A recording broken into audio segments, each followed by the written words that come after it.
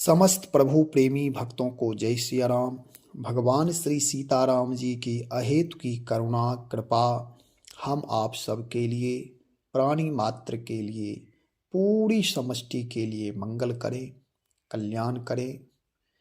इन्हीं मंगल कामनाओं के साथ मांगलिक चर्चा प्रारंभ करते हैं। आज चर्चा करेंगे कि भगवान की कृपा प्राप्त करने के लिए कौन सा उपाय किया जाए।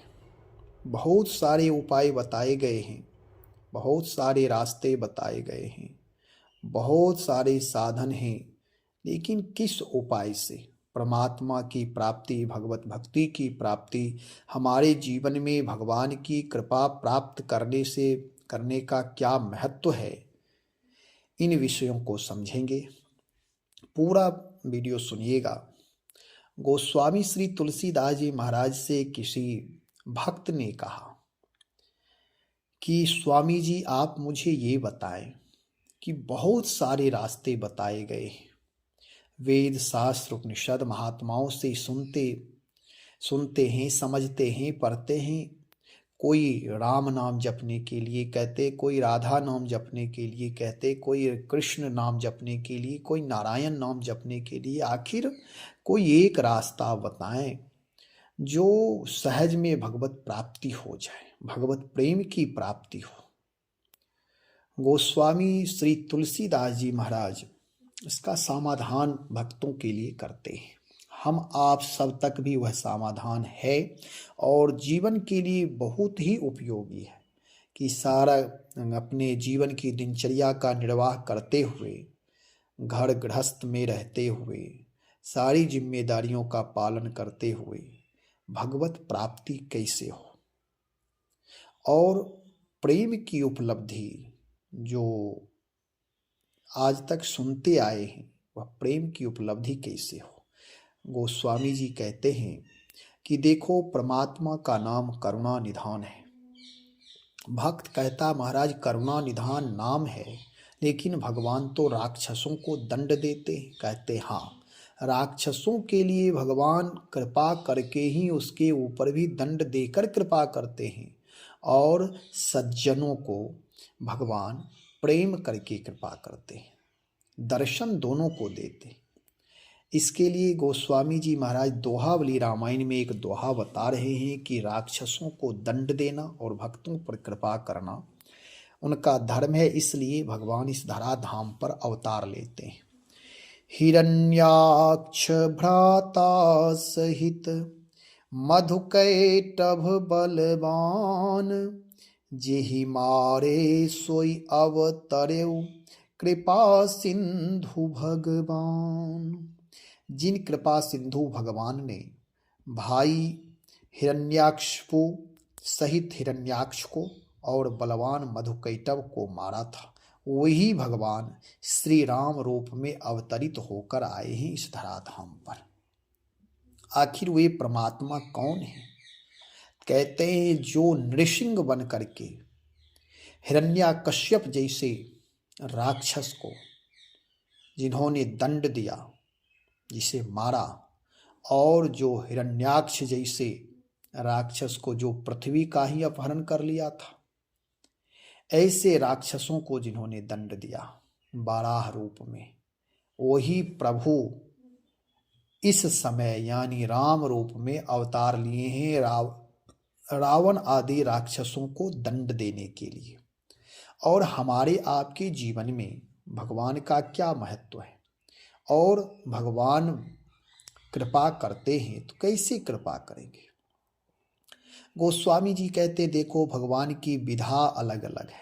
जैसे इसे सरल ढंग से समझें, एक शिक्षक अपने विद्यार्थी के ऊपर कृपा करता है। शिक्षक सबको पढ़ाता है, सबको वह एक ढंग से एक रस से पढ़ाता है, और जो विद्यार्थी पढ़ने में तेज होते हैं अथवा जो संस्कारी होते हैं, उनके साथ वही शिक्षक वात्सल्य भाव से पढ़ाते हुए आगे बढ़ाता है। और जो विद्यार्थी पढ़ते हैं लेकिन जीवन में उदंडता है, उच्चृंखलता है, होमवर्क तैयार नहीं करता है, तो उसे शिक्षक पिटाई करके दंड दे करके उसे सही रास्ता पर लाता है। यद्यपि शिक्षक का दंड देना वहाँ कोई उसके लिए अहित नहीं है, हित की भावना से उसे दंड देता है। इसमें उस बालक का, उस विद्यार्थी का ही कल्याण है, मंगल है कि यदि शिक्षक डांट फटकार दंड दे करके उसे सही रास्ता पर ले आए, फिर वह अपने जीवन को आगे बढ़ाए, तो इससे उसका भविष्य वर्तमान उत्तम होगा।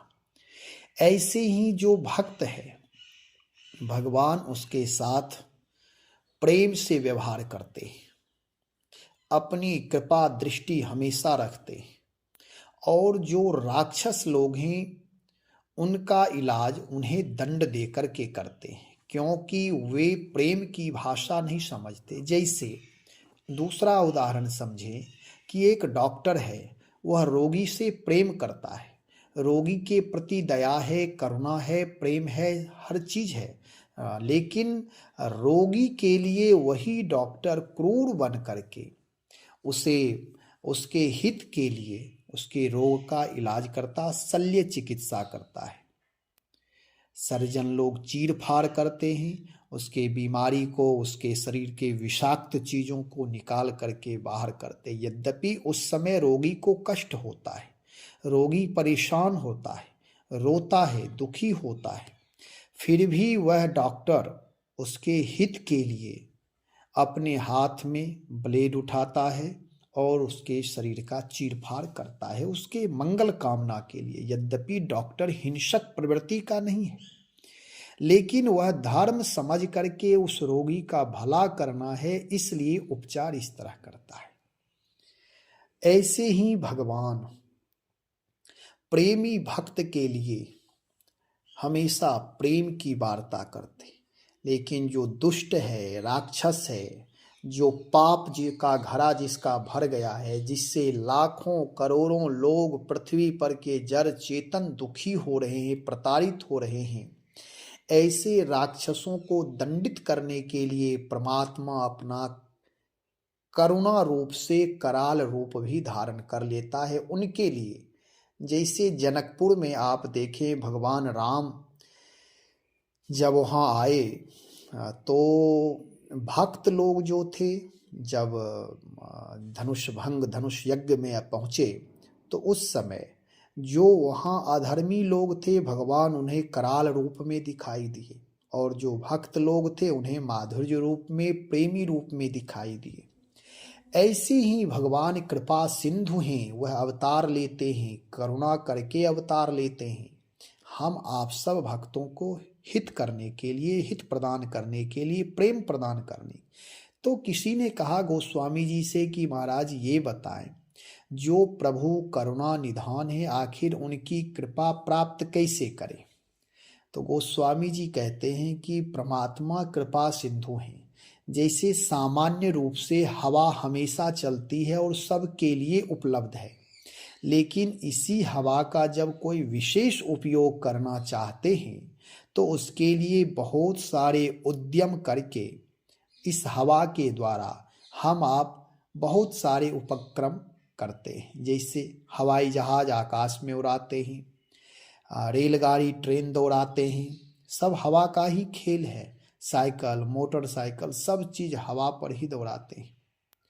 तो ऐसे ही वे परम पिता परमात्मा कण कण क्षण क्षण जन जन हर जगह व्याप्त हैं, लेकिन उनकी विशेष कृपा चाहिए तो उस परमात्मा की शरणागति स्वीकार करके उनकी साधना करनी पड़ती है। महाराज वह साधना क्या है? गोस्वामी जी से किसी ने कहा कि प्रभु उनकी साधना क्या है? भगवान के लिए कहाँ भगवान और कहाँ ये जीव, बहुत दूरी है। कहते नहीं नहीं, जैसे मन के द्वारा संकर्षण किया जाता है, ऐसे ही आध्यात्मिक केंद्र में भी अपने मन के द्वारा, आत्मा के द्वारा, भावराज के द्वारा परमात्मा से जुड़ा जाता है। इसमें कहीं कोई संदेह संशय नहीं है। गोस्वामी जी कहते हैं सबसे अधिक गुरुत्वाकर्षण तभी होगा, उस परमात्मा से लगाव तभी होगा जब हृदय निर्मल होगा। जैसे कोई हमारे पास उत्तम पात्र है और उस पात्र का बड़ा मूल्य है, लेकिन कोई उत्तम जौहरी ही उस पात्र को पहचान पाएगा। हीरा का मूल्य जौहरी पहचानता है। सामान्य लोग, साग भाजी बेचने वाले लोग हीरा का मूल्य नहीं समझते। जैसे कोई मूर्ख है, वह विद्वान का मूल्य नहीं समझता।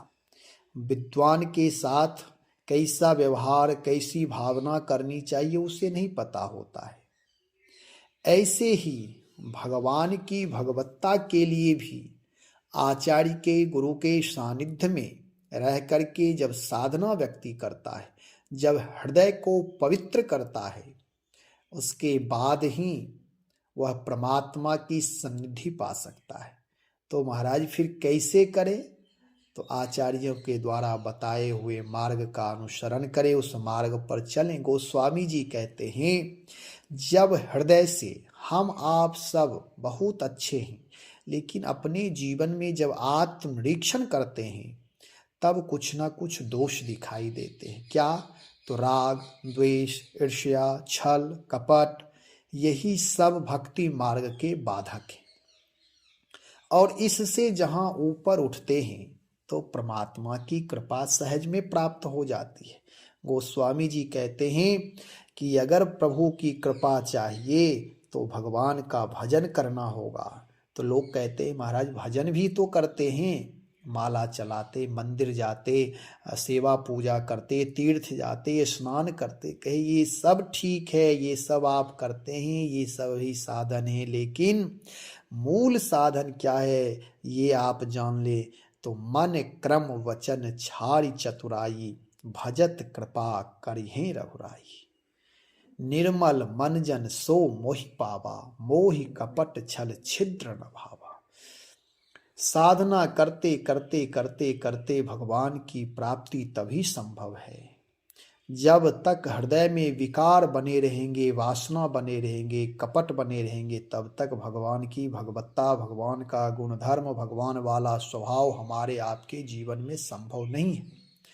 और जैसे ही जीवन निर्विकार हुआ, निर्विकार का मतलब, अब निर्विकार का मतलब यह समझना है कि मन में किसी के प्रति राग, द्वेष, छल, कपट किसी के साथ यदि है, ईर्ष्या, द्वेष, तो ये विकार जब समाप्त होगा, इसलिए साधना किया जाता है। साधना ही प्रकाश है। जैसे किसी लक्ष्य की प्राप्ति करनी है तो केवल प्रकाश से ही नहीं काम चल जाएगा।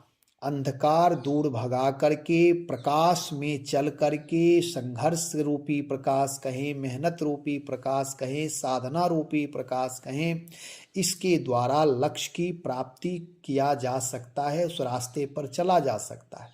ऐसे ही हम आप जो कुछ भी साधना करते हैं, वह हमारे आपके जीवन में अध्यात्म मार्ग में जाने के लिए जो बाधाएं हैं, अंधकार हैं, उन अंधकार को दूर करने के लिए साधना किया जाता है।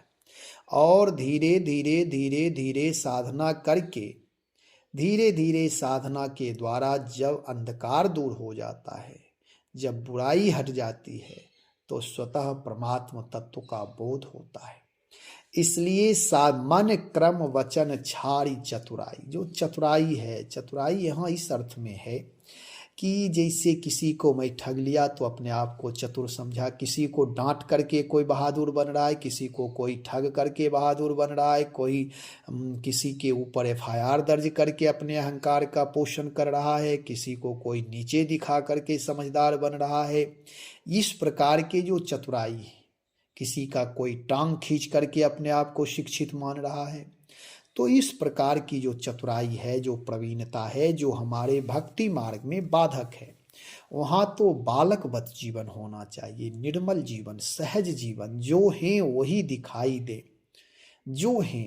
यदि मन में किसी के प्रति कपट है तो वे भी कपट आप कह दे, फिर वह कपट नहीं रह जाएगा। एकदम स्पष्ट हो, इसमें कहीं कोई पर्दा ना हो, कहीं कोई दुराव छिपाव ना हो, कहीं कोई गांठ ना हो। नहीं तो जीवन भर पूजा पाठ करने वाले लोगों को भी मैंने देखा, आत्म तत्व का, परमात्म तत्व का बोध नहीं हो रहा है। कारण कि जीवन में दाव पेच, छल, कपट, प्रपंच है। जब तक जीवन द्वंद्वात्मक रहेगा, छल कपट से युक्त रहेगा, तब तक कुछ नहीं मिलता है। चाहे वह कुछ भी करे, अंधकार यदि हम करते रहें, प्रकाश जलाए, ठीक है आप प्रकाश करते हैं, लेकिन प्रकाश की जैसे देखें आप, दिन होता है, सूर्य आया, दिवाकर आए, भगवान भास्कर आए, प्रकाश हो गया, रात मिट गई, और जैसे वे गए पुनः रात्रि हो गई। ऐसे ही हमारे आपके जीवन में है कि थोड़े देर भजन साधना तीर्थ देशाटन स्नान शुभ मुहूर्त पर कोई विशेष कार्य करके पुण्यार्जन करते हैं, लेकिन पुनः राग द्वेष छल कपट प्रपंच आते हैं, पुनः वह अंधकार हो जाता है, फिर पाप हो जाते हैं। इसलिए द्वंद्व में ही जीवन बीत जाता, जिससे भगवत प्राप्ति भगवत तत्व का बोध नहीं होता। यही हो रहा है। लोग मंदिर में पूजा पाठ भी करते हैं, एक तरफ छल कपट भी करते, बेईमानी भी करते। उनको लगता है कि भगवान केवल मंदिर तक ही सीमित है, लेकिन आप विचार करें, जिस व्यक्ति के साथ आप छल कपट दुर्व्यवहार दुराचार कर रहे हैं, क्या वहाँ परमात्मा नहीं है?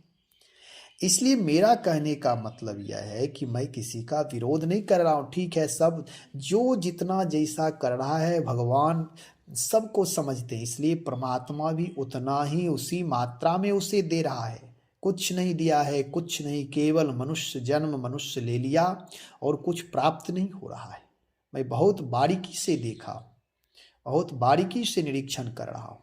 अधूरे अधूरे लोग हैं, बिल्कुल खाली खाली पोला पोला है, कोई दम नहीं है उसमें, आध्यात्मिक शक्ति नाम की चीज ही नहीं है।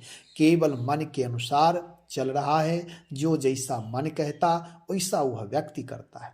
आध्यात्म यह नहीं कहता है। मन के चलायमान चंचल लोग आध्यात्म मार्ग पर नहीं चल सकते।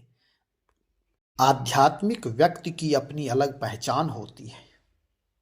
इसलिए आध्यात्म में चलने वाले के लिए गोस्वामी जी कहते हैं, मन क्रम और वचन, कर्म से भी और मन से भी और वचन से भी, मनसा वाचा कर्मणा, तीनों से यदि हम कपट का परित्याग कर दे। एक होता है कि कह तो नहीं पा रहा है, मन में कपट चला रहा है। एक होता है जो वचन से दूसरे को कष्ट दे रहा है, प्रताड़ित कर रहा है, डिमोरलाइज कर रहा है, नीचे दिखाने की कोशिश कर रहा है। तो ऐसे कपटी लोगों को भगवान आज तक नहीं मिले हैं और ना कभी मिलेंगे, यह आप जान लें। इसलिए भगवत प्राप्ति के लिए केवल एक मार्ग है, वह है भगवान कृपा सिंधु हैं, कृपा करते हैं, कर ही रहे हैं और लोग लाभ भी ले रहे हैं। निष्कपट लोग, निर्मल लोग जितने भी हैं, परोपकारी जो भी हैं, उनके ऊपर भगवान की सदा कृपा बरस रही है। और जो छल कपट कर रहे हैं, भगवान कृपा करते करते भी कृपा नहीं करते, जैसे वही करते हैं भगवान जैसे राक्षसों के साथ कृपा करते हैं। मुक्त तो भगवान राक्षस को भी कर देते हैं, दर्शन राक्षस को भी कर देते हैं, दे देते हैं, लेकिन दर्शन वाला लाभ जो मिलना चाहिए, एक प्रेमा भक्ति, आह्लाद आनंद कृपा भगवान का आलिंगन, वे प्राप्त नहीं होता है। यदि आलिंगन प्राप्त हो भी गया तो उस आलिंगन का क्या मूल्य है? मल युद्ध में भी तो आलिंगन होता है, क्या वह प्रेम का मूल्य है कोई? इसलिए वे आलिंगन का भी मूल्य नहीं है, उस सेवा का भी मूल्य नहीं है कि भगवान मजबूरी में यदि दर्शन दे रहे। ये हिरण्याक्ष को भी, मधुकैटभ को भी और हिरण्यकश्यप को भी भगवान ने दर्शन दिया। भगवान तो हिरण्याकश्यप को गोद में लेकर के रखे, चीर फाड़ किए, लेकिन क्या वे भगवान वाला लाभ ले पाया?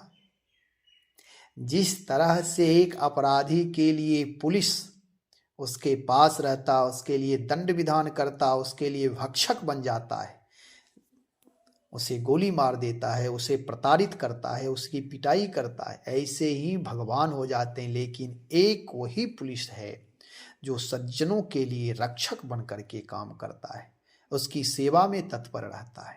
कितना अंतर है! तो यही भक्ति दर्शन कहता है, मन क्रम वचन छाड़ी चतुराई, भजत कृपा करिए। भजते ही, स्मरण करते ही, भगवान तो कृपा करने के लिए ही हैं। भगवान की कृपा ऐसी नहीं है जो हम आपकी कृपा है कि थोड़ा किए थोड़ा बचाते हैं कि अरे पूरी कृपा इस पर नहीं करना है। कुछ देना होता है थोड़ा देते हैं और बढ़िया चीज़ रखते हैं, खराब चीज़ दूसरे को देते हैं।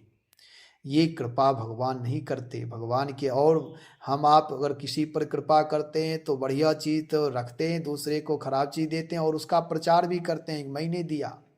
लोक पक्ष में ऐसा ही होता है। मैंने बहुत अच्छे अच्छे लोगों को देखा, जैसे पूजा पाठ लोग करते हैं तो खराब से खराब सामान भगवान के लिए और अपने लिए उत्तम से उत्तम। क्या वह परमात्मा इस भाव को नहीं समझता?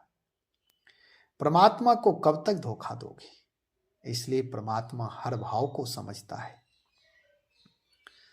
पूरा अपने जीवन को जब तक निष्कपट नहीं बनाएंगे तब तक परमात्मा की प्राप्ति नहीं हो सकती। आप कोई भी व्यक्ति केवल मन को बहलाते रहें कि हम धार्मिक हैं, हम अच्छे हैं, हम पुण्यात्मा हैं, केवल अपने आप को भरमाते रहें। इस भ्रम से कुछ मिलने वाला नहीं है। इसलिए एकमात्र उपाय है मन क्रम वचन छाड़ी चतुराई। चतुराई छोड़ दो, फिर भजन करें, उसका परम लाभ मिलेगा। प्रभु की कृपा तो अवश्य होगी। इस तरह से गोस्वामी श्री तुलसीदास जी महाराज सत्संग के माध्यम से लोगों को संदेश दिया। सत्संग करने से यही लाभ होता है कि जिज्ञासु जब कोई जिज्ञासा करता है तो आचार्यों के द्वारा, संतों के द्वारा सही मार्ग बताया जाता है। मूल बात यह है, भगवान की भक्ति करते रहें। जीवन में प्रेम का जब प्रादुर्भाव होगा तभी जीवन में आनंद आएगा। अपने जीवन को उत्कृष्ट बनाइए, राम रामायण से जोड़ कर रखिए, सेवा सुमरन सहयोग की भावना से भरे पूरे रहिए। सबका मंगल हो, सबका भला हो, सबके प्रति आदर भाव हो, माता पिता के प्रति पूर्ण समर्पण भाव हो, शुभ भाव, कल्याणकारी भाव हो, मंगल भाव हो, पुण्य भाव हो। इस तरह से जीव मात्र के प्रति दया रखें, सबको अपना माने, किसी की निंदा शिकायत अपमानित करने की चेष्टा ना करें। अपने जीवन को महान बनाने के लिए इस मार्ग पर चलते रहें। परमात्मा सबका मंगल करेंगे। श्री राम जय राम, जय जय राम। श्री राम जय राम, जय जय राम।